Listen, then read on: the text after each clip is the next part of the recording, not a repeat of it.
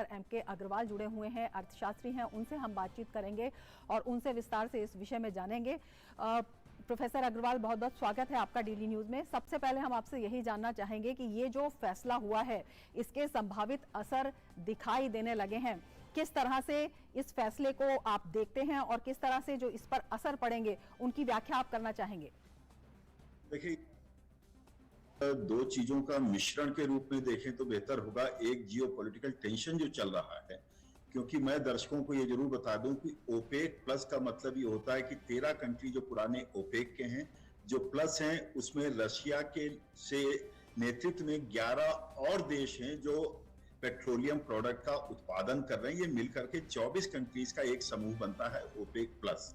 और अब आप समझ सकती हैं कि जियोपॉलिटिक्स किस तरह से चल रहा है और उसको लेकर के इकोनॉमी पर असर किस प्रकार के आ रहा है। जो ओपेक प्लस ने अपना कल का निर्णय किया है, उसमें एक महत्वपूर्ण जो आधार रखा है वो रखा है कि उनको घाटा हो रहा है। और दूसरा, ब्याज दर जिस प्रकार से अमेरिका ने बढ़ाया, एकदम से 75 बेसिस पॉइंट का जिस प्रकार से ब्याज दर बढ़ाया है, उससे इनके उत्पादन लागत बढ़ रहे हैं और उत्पादन ज्यादा होने के कारण उनका लागत न निकल पाना यानी कि घाटा हो रहा है, जो कि उनके लिए बहुत उपयुक्त नहीं लग रहा है। लेकिन जहां तक 2 मिलियन बैरल पर डे का कटौती का मामला है, मुझे लगता है कि 2 बैरल इफेक्टिव नहीं है। इफेक्टिव 1 ही बैरल हो सकता है, क्योंकि ऑलरेडी जो उनका टारगेट था उससे 1 मिलियन बैरल पर डे का उत्पादन कम हो रहा था।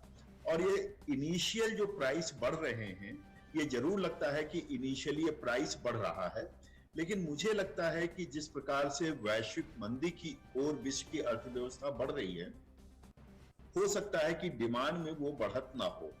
लेकिन क्योंकि इसका विपरीत प्रभाव अमेरिका पर तो पड़ेगा ही पड़ेगा, लेकिन यूरोप के उन कंट्रीज पर पड़ेगा जो रशिया के पर सैंक्शन के कारण रशिया जिनको अपना एनर्जी सप्लाई नहीं कर रहा।